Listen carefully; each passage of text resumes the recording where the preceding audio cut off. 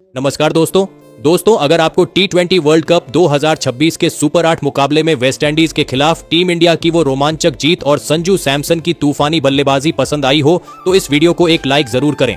इस वीडियो का टारगेट सिर्फ 400 लाइक है, तो उम्मीद है कि आप इस वीडियो को दिल से लाइक जरूर करेंगे। दोस्तों, T20 वर्ल्ड कप अब अपने उस अंतिम और निर्णायक चरण पर पहुंच चुका है जहां हर गेंद एक नई कहानी लिख रही है और आज के इस ऐतिहासिक मुकाबले में क्रिकेट इतिहास की दो सबसे बड़ी टीमें एक दूसरे के सामने ताल ठोक रही थीं। एक तरफ सूर्य कुमार यादव की कप्तानी वाली भारतीय क्रिकेट टीम थी तो दूसरी तरफ शे होप की अगुवाई वाली वेस्टइंडीज क्रिकेट टीम। कोलकाता का यह मैदान गवाह बनने वाला था एक ऐसी जंग का जहां हार के लिए कोई जगह नहीं थी। इस आर या पार वाले महामुकाबले में भारतीय कप्तान सूर्य कुमार यादव ने टॉस जीता और कोलकाता की शाम में गिरने वाली ओस को ध्यान में रखते हुए पहले गेंदबाजी करने का फैसला लिया और वेस्टइंडीज की टीम को पहले बल्लेबाजी के लिए आमंत्रित किया। रनों की मूसलाधार बारिश करने के इरादे से वेस्टइंडीज के दो दिग्गज ओपनर बल्लेबाज मैदान में उतरे।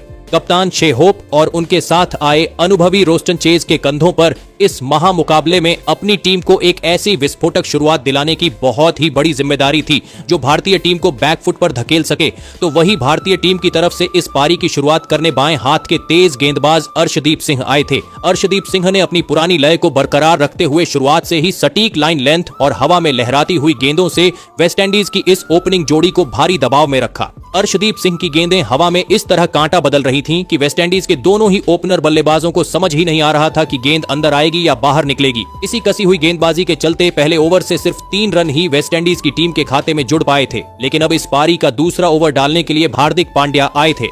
हार्दिक पांड्या ने भी शुरुआत में कमाल की गेंदबाजी की और उनके ओवर की पहली 3 गेंदों पर वेस्टइंडीज का खाता तक नहीं खुला था। मुकाबला शुरू होकर 9 गेंदें बीत चुकी थीं, लेकिन ईडन गार्डन की इस सपाट पिच पर भी एक भी बाउंड्री अब तक वेस्टइंडीज के ये दोनों ही ओपनर बल्लेबाज नहीं लगा पाए थे। दबाव साफ दिख रहा था, लेकिन हार्दिक पांड्या के इसी ओवर की चौथी गेंद पर वेस्टइंडीज के कप्तान शे होप ने अपने इरादे साफ कर दिए। उन्होंने अपने पैर खोले और एक कमाल का पुल शॉट खेलते हुए मिड विकेट के ऊपर से इस पारी का पहला गगनचुंबी छक्का हार्दिक पांड्या के खिलाफ जड़ दिया।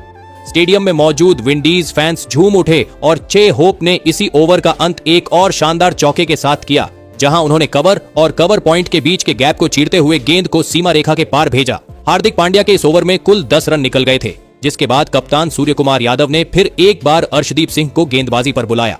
अर्शदीप सिंह ने वापसी की अच्छी कोशिश की और पहली 4 गेंदों पर बस 2 ही रन दिए थे, लेकिन ओवर की आखिरी 2 गेंदों पर बहुत समय से शांत बैठे रोस्टन चेज ने अपना असली रंग दिखाया। उन्होंने अर्शदीप सिंह की गति का फायदा उठाते हुए 2 बैक टू बैक जबरदस्त चौके जड़ दिए। अब वेस्टइंडीज के ये दोनों ही ओपनर बल्लेबाज अपनी लय पकड़ चुके थे और रन रेट का ग्राफ ऊपर जाने लगा था, जिसके चलते पारी के चौथे ओवर में सूर्य कुमार यादव ने गेंदबाजी में बदलाव किया और चतुर स्पिनर अक्षर पटेल को गेंद थमाई। अक्षर पटेल के इस ओवर की पहली ही गेंद पर कप्तान शे होप ने अपनी क्लास दिखाई और बैकवर्ड पॉइंट के बाजू से थर्ड मैन की तरफ एक गजब का चौका बटोर लिया। लेकिन अक्षर पटेल ने भी हार नहीं मानी और अपनी अगली गेंदों पर वेस्टइंडीज के दोनों ही बल्लेबाजों को हाथ खोलने का एक छोटा सा भी मौका नहीं दिया।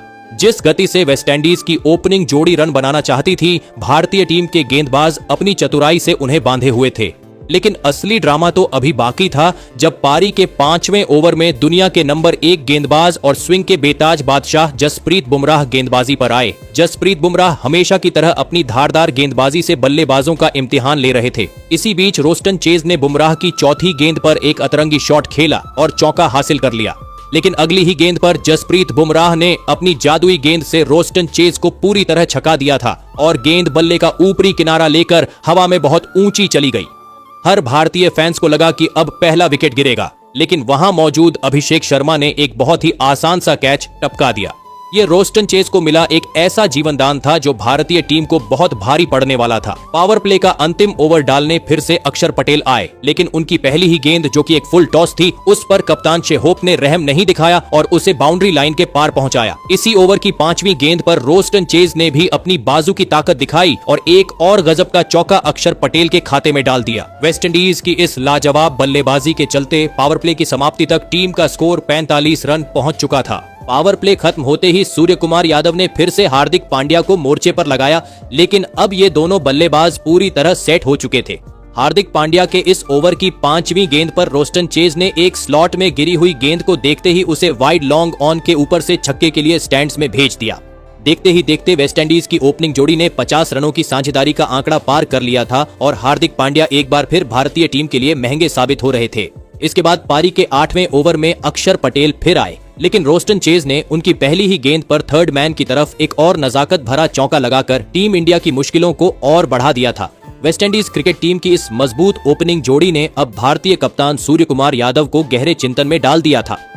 मैदान पर दबाव पूरी तरह से भारतीय गेंदबाजी पर नजर आ रहा था, जिसके चलते पारी के 9वें ओवर में सूर्य कुमार यादव ने अपने सबसे बड़े हथियार और T20 रैंकिंग के नंबर 1 स्पिनर वरुण चक्रवर्ती को आक्रमण पर लगाया। वरुण चक्रवर्ती ने आते ही अपनी फिरकी का ऐसा माया जाल बुना कि कोलकाता का पूरा स्टेडियम झूम उठा। अपने इस ओवर की 5वीं गेंद पर बड़े शॉट के लिए छटपटा रहे वेस्टइंडीज के कप्तान शे होप वरुण चक्रवर्ती की जादुई कैरम बॉल को पढ़ नहीं पाए और क्लीन बोल्ड हो गए।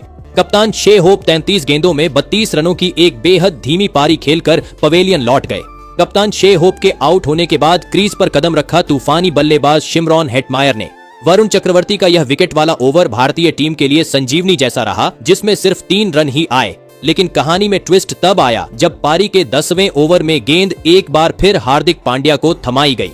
हार्दिक पांड्या के इस ओवर की दूसरी ही गेंद पर नए बल्लेबाज शिमरॉन हेटमायर ने मानो उन पर धावा बोल दिया और एक बहुत ही खूबसूरत और गगनचुंबी छक्का हार्दिक पांड्या के खिलाफ जड़कर अपने इरादे साफ कर दिए। हार्दिक पांड्या इस मुकाबले में अपनी लय पूरी तरह खोते हुए नजर आ रहे थे और उन्होंने वाइड और नो बॉल के जरिए अतिरिक्त रनों की भी बौछार कर दी।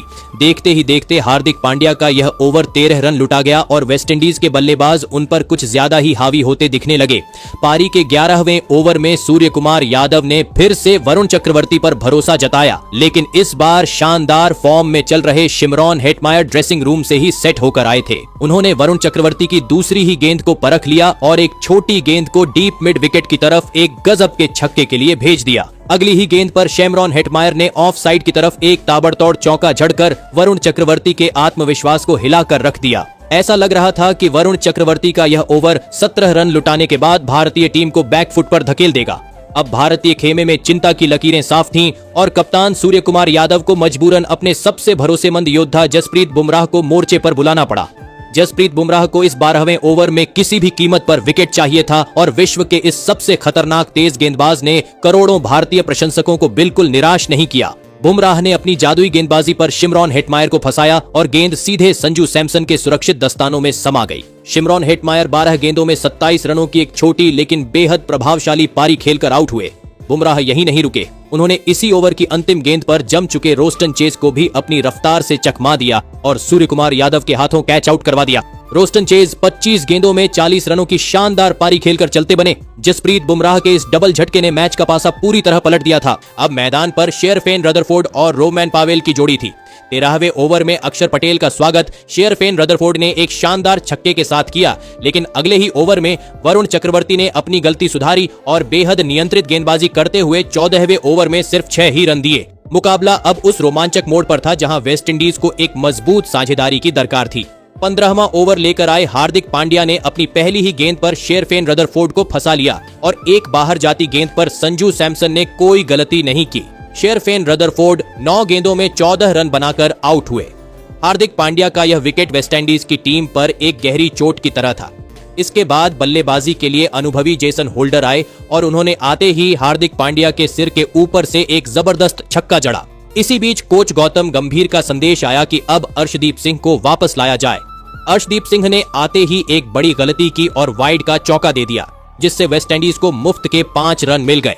इसी दबाव का फायदा उठाते हुए रोमैन पावेल ने अपनी बाहुबली ताकत का शक्ति प्रदर्शन किया और अर्शदीप सिंह जैसे अनुभवी गेंदबाज के खिलाफ 98 मीटर लंबा एक विशाल छक्का जड़कर कोलकाता के दर्शकों को मंत्रमुग्ध कर दिया। अर्शदीप सिंह के लिए 17वां ओवर किसी डरावने सपने से कम नहीं था। इसी ओवर की 5वीं और 6ठी गेंद पर रोमन पावेल ने अपनी बाहुबली ताकत का नमूना पेश किया और एक गगनचुंबी छक्का और ऑफ साइड की तरफ एक कड़क चौका जड़ दिया। कप्तान सूर्य कुमार यादव का अर्शदीप सिंह को इस मोड़ पर गेंदबाजी पर लगाने का दांव पूरी तरह उल्टा पड़ चुका था, क्योंकि इस ओवर से पूरे 24 रन निकल गए थे। दबाव अब भारतीय टीम के चेहरे पर साफ झलक रहा था। इसके बाद पारी के 17वें ओवर में वरुण चक्रवर्ती वापस आए, लेकिन अनुभवी जेसन होल्डर आज किसी और ही मूड में थे। उन्होंने धमाकेदार बल्लेबाजी करते हुए वरुण चक्रवर्ती की गेंदों पर एक चौका और एक आसमानी छक्का जड़कर वेस्टइंडीज के स्कोर बोर्ड को रॉकेट की रफ्तार दे दी। डेथ ओवर्स का रोमांच अब अपनी चरम सीमा पर था और वेस्टइंडीज के ये दोनों ही बल्लेबाज भारतीय गेंदबाजों के लिए काल साबित हो रहे थे। रोमन पावेल और जेसन होल्डर की इस जोड़ी को देखकर कप्तान सूर्य कुमार यादव के पसीने छूट चुके थे और उनकी रणनीति पूरी तरह बिखरती हुई नजर आ रही थी।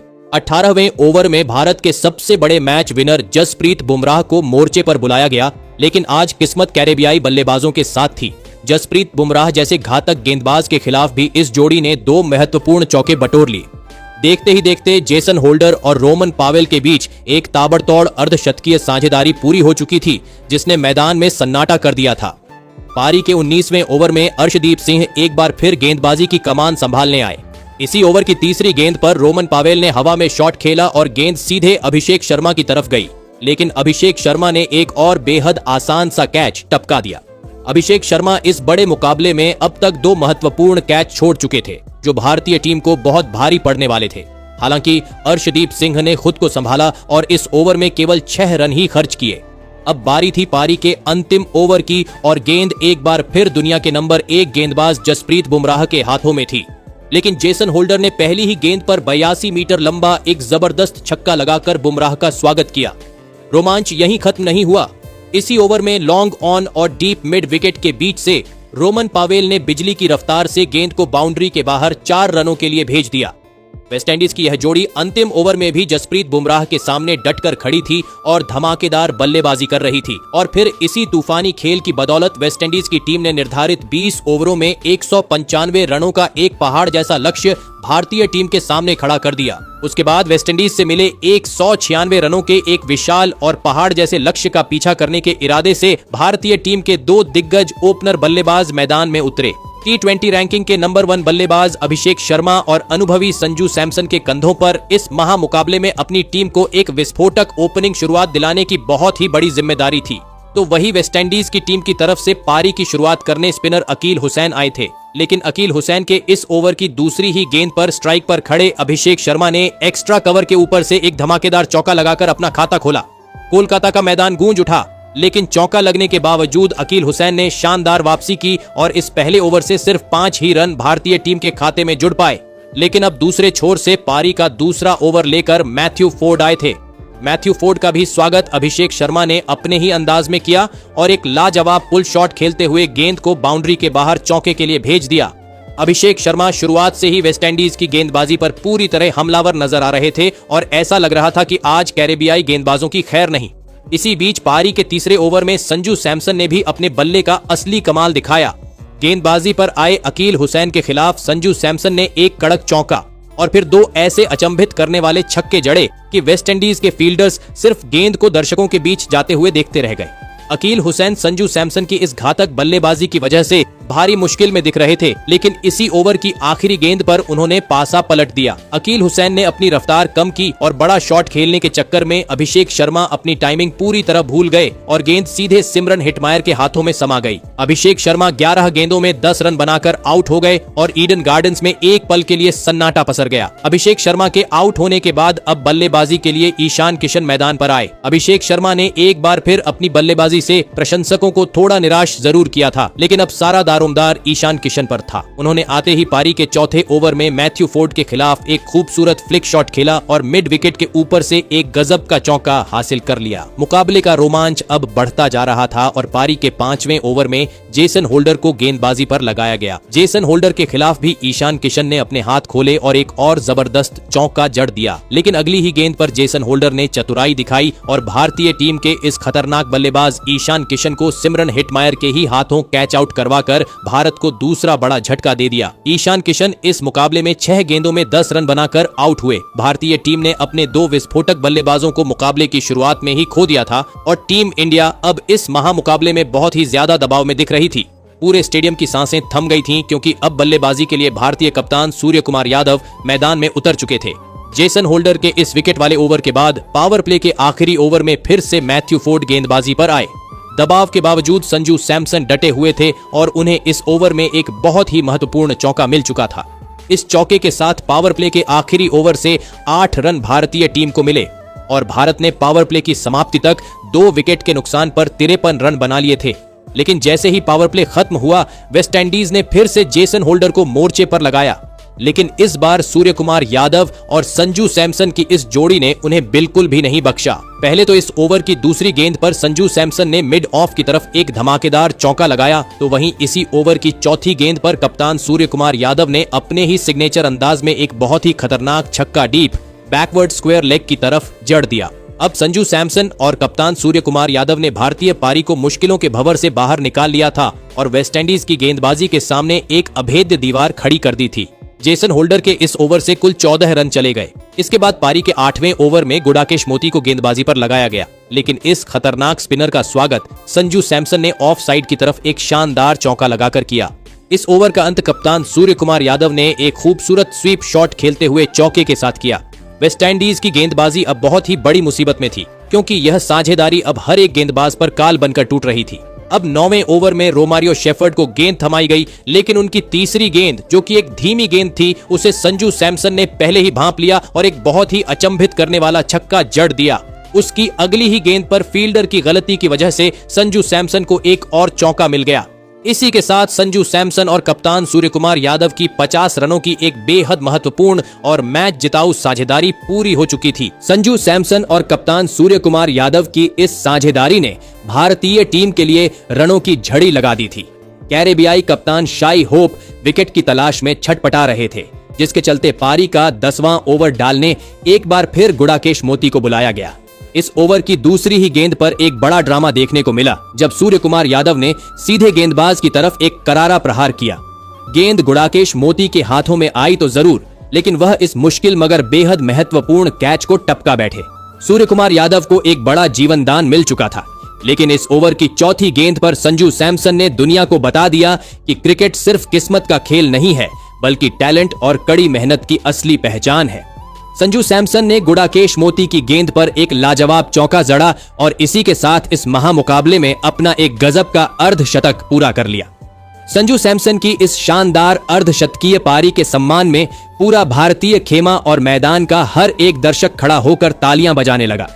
भारतीय बल्लेबाज अब इस मुकाबले को अपनी मर्जी से चला रहे थे और वेस्टइंडीज की टीम बहुत ही बड़ी मुसीबत में घिरी नजर आ रही थी।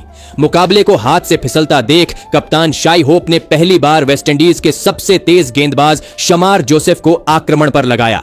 शमार जोसेफ ने आते ही अपनी रफ्तार का कहर बरपाया और अपने इस ओवर की दूसरी ही गेंद पर भारतीय कप्तान सूर्य कुमार यादव को शेरफन रदरफोर्ड के हाथों कैच आउट करवा दिया।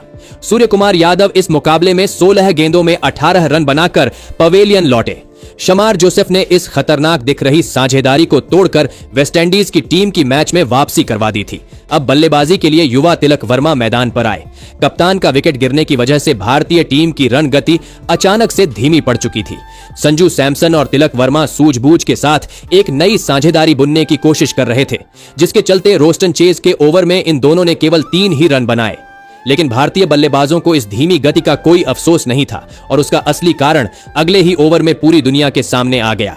पारी के 12वें ओवर में एक बार फिर शमार जोसेफ गेंदबाजी पर आए, लेकिन इस बार संजू सैमसन ने उनका स्वागत एक कड़क चौके के साथ किया। लॉन्ग ऑफ पर खड़े फील्डर के पास उस गोली की रफ्तार वाली गेंद को रोकने का कोई मौका नहीं था। इसी ओवर में तिलक वर्मा ने भी अपने बल्ले का असली जलवा दिखाया और शमार जोसेफ की बखिया उधेड़ते हुए बैक टू बैक 3 शानदार चौके जड़ दिए। चौकों की इस हैट्रिक ने ईडन गार्डन्स में फिर से जोश भर दिया। अब संजू सैमसन और तिलक वर्मा की जोड़ी एक बार फिर वेस्टइंडीज पर दबाव बढ़ाती हुई नजर आ रही थी। कप्तान शाई होप की परेशानियां अब 7वें आसमान पर थीं, क्योंकि यह साझेदारी बहुत ही तेजी से रन बटोर रही थी। 14वां ओवर लेकर रोस्टन चेज आए, लेकिन संजू सैमसन ने उनकी पहली ही गेंद पर एक और कमाल का चौका लगा दिया। ओवर की आखिरी गेंद पर तिलक वर्मा ने अपनी ताकत दिखाई और 83 मीटर लंबा एक बेमिसाल छक्का जड़कर कैरेबियाई खेमे में सन्नाटा पसरा दिया। अब भारतीय टीम के ये दोनों बल्लेबाज आसानी से बाउंड्री हासिल कर रहे थे। 15वें ओवर में अनुभवी जेसन होल्डर को वापस लाया गया। तिलक वर्मा ने उनकी तीसरी गेंद पर एक ताकतवर चौका जड़ा, लेकिन अगली ही गेंद पर एक और बड़ा शॉट खेलने के प्रयास में वह अपनी गलती कर बैठे। गेंद हवा में गई और सिमरन हिटमायर ने एक बार फिर शानदार कैच लपका। तिलक वर्मा 15 गेंदों में 27 रनों की एक उपयोगी पारी खेलकर आउट हुए। भारत के लिए यह विकेट एक गलत मोड़ पर गिरा था, क्योंकि टीम को इस वक्त एक सेट बल्लेबाज की सबसे ज्यादा जरूरत थी। अब बल्लेबाजी के लिए असली गेम चेंजर हार्दिक पांड्या की एंट्री हुई। इसी विकेट वाले ओवर की आखिरी गेंद पर संजू सैमसन ने फिर से एक गजब का चौका बटोर लिया। संजू सैमसन पर विकेट गिरने का रत्ती भर भी असर नहीं हो रहा था।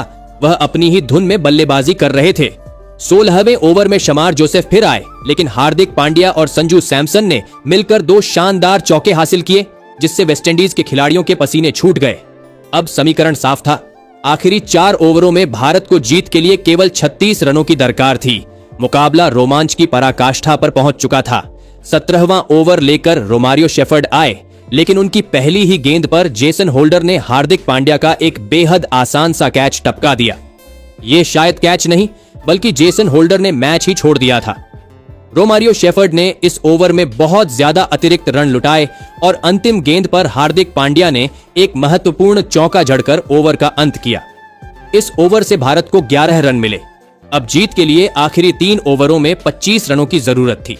18वां ओवर डालने एक बार फिर जेसन होल्डर आए, लेकिन संजू सैमसन ने उनकी गेंद पर एक और खूबसूरत चौका जड़ दिया। इसी ऐतिहासिक चौके के साथ संजू सैमसन ने विराट कोहली का एक बहुत ही बड़ा रिकॉर्ड तोड़कर इतिहास के पन्नों में अपना नाम दर्ज करा लिया। दरअसल T20 वर्ल्ड कप के इतिहास में संजू सैमसन अब विराट कोहली जैसे महान बल्लेबाज से भी आगे निकल चुके थे और भारतीय टीम के लिए T20 वर्ल्ड कप में सबसे बड़ी पारी खेलने वाले खिलाड़ी बन गए। जेसन होल्डर के इस ओवर से 8 रन बटोरने के बाद अब समीकरण बेहद रोमांचक हो चुका था। आखिरी 2 ओवरों में भारतीय टीम को जीत के लिए 17 रनों की दरकार थी और पूरे हिंदुस्तान की धड़कनें तेज हो चुकी थीं। पारी का 19वां ओवर लेकर रफ्तार के सौदागर शमार जोसेफ आए। उन्होंने आते ही अपनी घातक गेंदबाजी का मुजाहिरा पेश किया और दूसरी ही गेंद पर खतरनाक हार्दिक पांड्या को जेसन होल्डर के हाथों कैच आउट करवा दिया। हार्दिक पांड्या 14 गेंदों में 17 रनों की एक जुझारू पारी खेलकर पवेलियन लौटे। हालांकि हार्दिक अपना काम बखूबी कर चुके थे, लेकिन अब सारा दारोमदार नए बल्लेबाज शिवम दुबे के कंधों पर आ चुका था।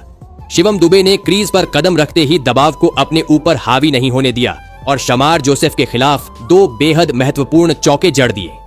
इन 2 बाउंड्री की बदौलत इस ओवर से भारतीय टीम को 10 रन मिल गए। अब वक्त था उस अंतिम ओवर का, जिसका इंतजार हर क्रिकेट प्रेमी को था। जीत के लिए आखिरी 6 गेंदों में मात्र 7 रनों की जरूरत थी और स्ट्राइक पर मौजूद थे इस मैच के असली हीरो संजू सैमसन। दांव पर भारतीय टीम की साख और इस वर्ल्ड कप का सेमीफाइनल टिकट लगा हुआ था। वेस्टइंडीज की तरफ से अंतिम ओवर की जिम्मेदारी रोमारियो शेफर्ड को सौंपी गई, लेकिन संजू सैमसन आज किसी और ही इरादे से मैदान में उतरे थे। रोमारियो शेफर्ड की पहली ही गेंद लेग स्टंप पर गिरी और संजू सैमसन ने उसे पूरे आत्मविश्वास के साथ फ्लिक करते हुए सीधे दर्शकों के बीच छक्के के लिए भेज दिया। इस गगनचुंबी छक्के के साथ ही स्कोर बराबर हो चुका था। अब आखिरी 5 गेंदों में जीत के लिए सिर्फ 1 रन की जरूरत थी। अगली ही गेंद पर संजू सैमसन ने एक कड़क चौका लगाकर इतिहास रच दिया और भारतीय टीम ने वो कर दिखाया जो आज से पहले कभी नहीं हुआ था। भारत ने इस मुकाबले में एक विशाल रणचेज को अंजाम देते हुए कई पुराने रिकॉर्ड ध्वस्त कर दिए और इस महामुकाबले को 5 विकेट से 4 गेंदें शेष रहते अपने नाम कर लिया। इसी धमाकेदार जीत के साथ भारतीय टीम अब आधिकारिक तौर पर सेमीफाइनल के लिए क्वालिफाई कर चुकी है। अब इस वर्ल्ड कप का पहला सेमीफाइनल मुकाबला साउथ अफ्रीका और न्यूजीलैंड के बीच खेला जाएगा, तो वहीं दूसरा सेमीफाइनल महामुकाबला हमारी अपनी टीम भारत और इंग्लैंड के बीच होगा। दोस्तों, एक समय ऐसा था जब यह मुकाबला पूरी तरह फंस चुका था और लक्ष्य पहाड़ जैसा लग रहा था, लेकिन भारतीय टीम के एक जांबाज खिलाड़ी ने कभी हार नहीं मानी। लंबे समय तक टीम से अंदर बाहर होने वाले इस खिलाड़ी ने अपने करियर के उतार चढ़ाव में भी हिम्मत नहीं हारी थी और आज ईडन गार्डन्स में उनकी मेहनत रंग लाई। जी हां दोस्तों, हम बात कर रहे हैं संजू सैमसन की, जिन्होंने इस निर्णायक मुकाबले में मात्र 50 गेंदों का सामना करते हुए 12 चौके और 4 आसमानी छक्के जड़कर 97 रनों की नाबाद और मैच जिताने वाली एक अद्भुत पारी खेली। इसी पारी के दम पर आज भारत सेमीफाइनल में शान से पहुंचा है। तो दोस्तों, संजू सैमसन की इस अविश्वसनीय और करोड़ों फैंस का भरोसा जीतने वाली पारी के लिए आप उन्हें 10 में से कितने अंक देना चाहेंगे? अपनी राय नीचे कमेंट बॉक्स में देना बिल्कुल भी ना भूलें। धन्यवाद।